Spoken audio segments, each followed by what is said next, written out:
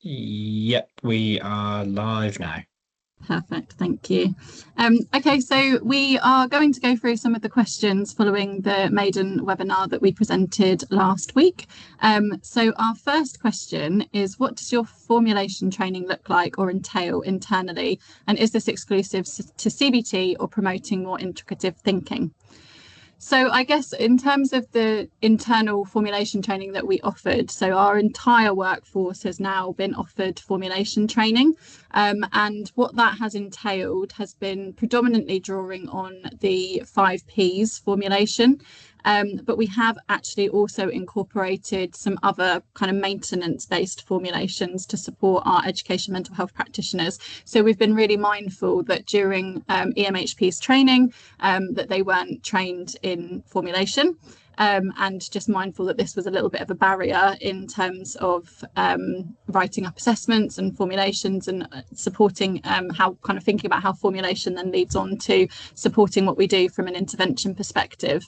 And in our formulation training, we also thought about kind of more process issues or challenges. So thinking about some of those unspoken parts in therapy. So I think really helping people to think about what is missing. And we also drew upon Isabel Clark's work. So she did the CCC formulation. It was once the emotion focused formulation. And this was particularly helpful when we were thinking about supporting our EMHPs to formulate risk. So when working with presentations like self-harm, and it's a really clear, simple, straightforward maintenance formulation that still reflects and utilises elements of CBT. So we didn't think that that was kind of going to be anything that was particularly out of our EMHP's kind of zone of proximal development. So we supported our EMHPs with using that, particularly, as I say, to think about formulating risk, so more of a maintenance cycle around risk. And in our training, we used lots of role plays, didn't we, Amy? And we also got some of our other colleagues within the team on board in delivering some of that formulation training. So we had a member of staff who has done some additional training in DBT. So he supported some of the training to kind of reflect on some of his knowledge, again, when working, when there might be more kind of relational challenges or emotion regulation challenges. And similarly, we had another senior educational mental health practitioner that had kind of had some like lived experience and also just has been developing loads and loads of really great, innovative, creative resources within the team. So we also drew upon his knowledge and skills and expertise. So he supported some of that formulation training. In terms of the My Formulation tool that we mentioned, this is something that's been kind of rolled out within the whole of our trust within NSFT. Both in adult services and in children's services. So this has been implemented both within MHSTs, but also with our secondary specialist mental health CAMS mental health services.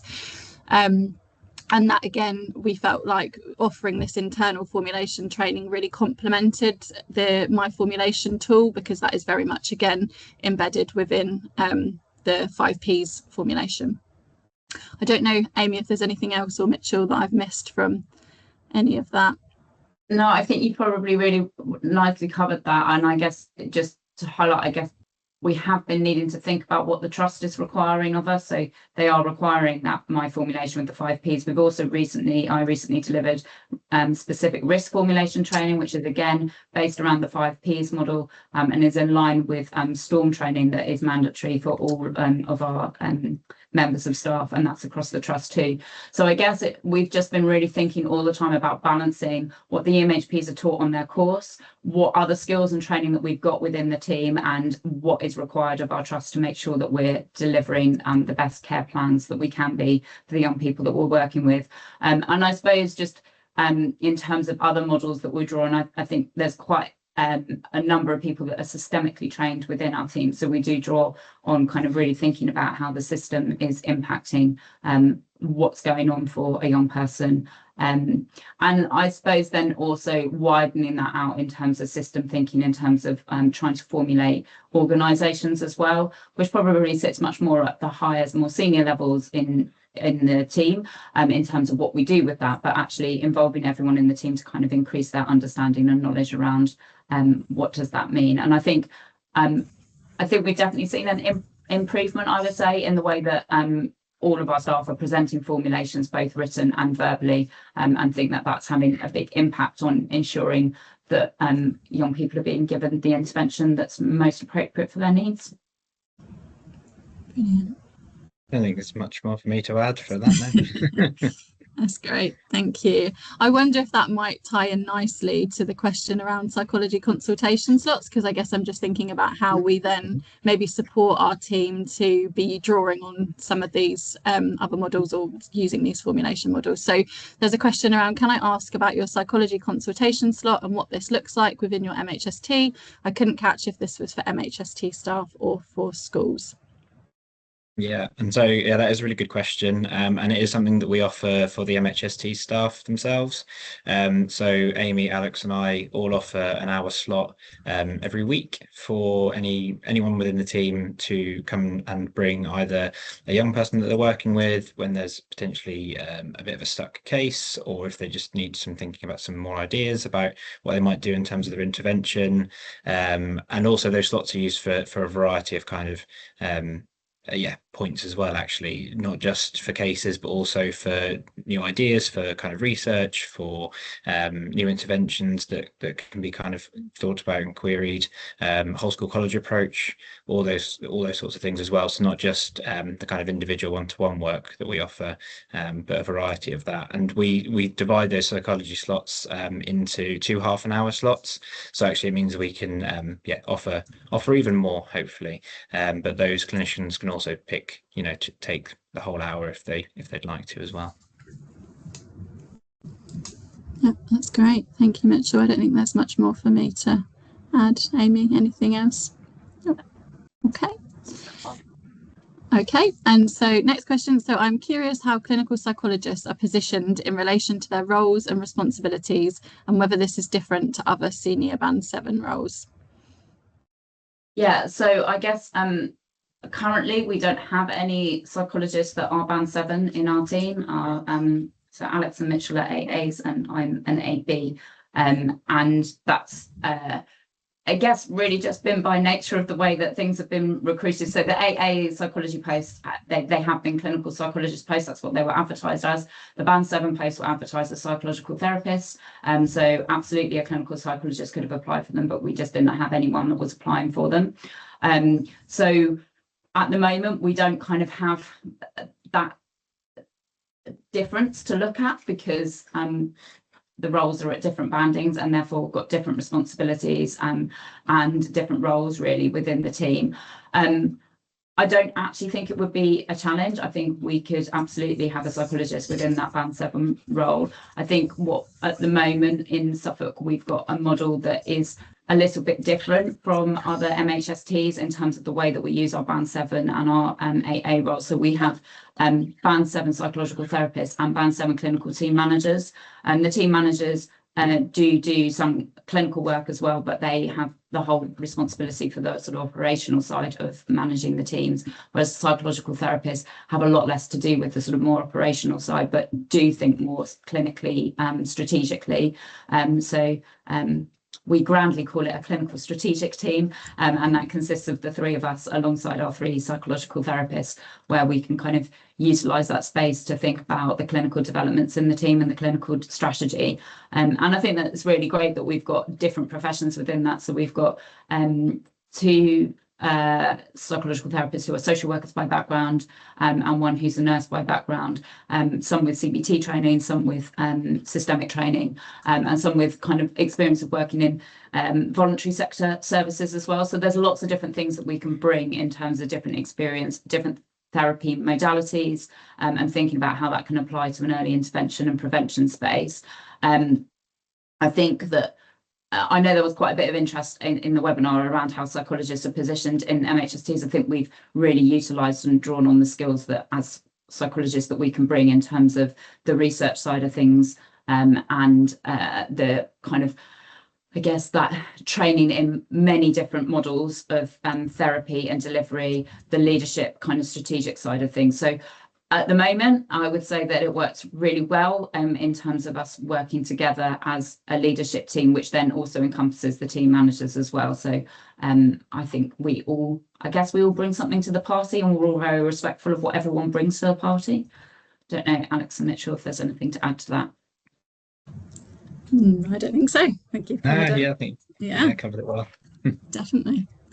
Thank you, Amy. Okay, so the last question is, given the emerging evidence by Lucy Folks and colleagues suggesting that some class-based whole school college approach delivery may cause potential harm to young people, there is a suggestion to focus on targeted groups and intervention. How do you balance this recommendation from the evidence base whilst also effectively utilising staffing resource when MHSTs work towards 100% coverage? I think this is a really good and interesting question. So I guess my understanding from some of the work from Lucy Folks and colleagues has been absolutely that there's been some findings around offering those targeted individual universal interventions, for young people based on CBT and DBT and psychoeducation type offers, and some of those interventions causing harm or having kind of no or very small effects. So I think this is a really important point to pick up on. And I guess in MHST for us, a lot of our we think we're very formulation driven, not just with our individual and our direct work, but we're very formulation driven when we think about those kind of universal or whole school college approach offers, and they're very much developed in collaboration with our education settings, with our young people, and so that co-production element is really, really important for us, and we've got some co-production champions within the team that support that. And really importantly for us is that we've had a real strategy around ensuring that we are evaluating all of the whole school college approach offers that we either develop or that we offer, and that's been really, really important to make sure that whatever offer we're offering, we've evaluated that to make sure that we've collected kind of routine outcome measures. So we're using GBOs, goal-based outcomes, kind of before and after any whole school college approach offer that we offer, and we're also making sure that we're collating more kind of qualitative feedback, and we're making sure that we're always responding to that. So yeah, I don't know, Amy, Mitchell, if there's anything else that feels particularly important to pick up on. I think it's a really good question, and something that's gonna have to move. Challenge. Sorry. Get the light on. Sorry.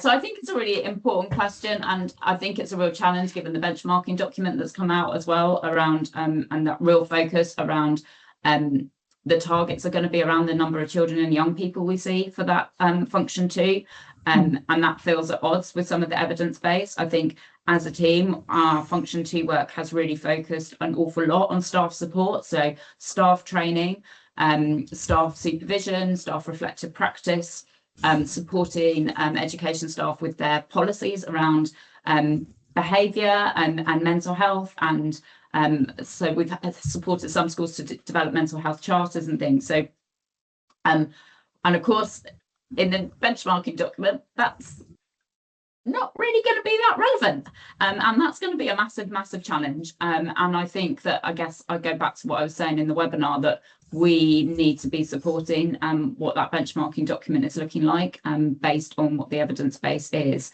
and thinking about what is working well. So I think equipping our education staff and the system is really, really important, and that has shown to have some really good benefits.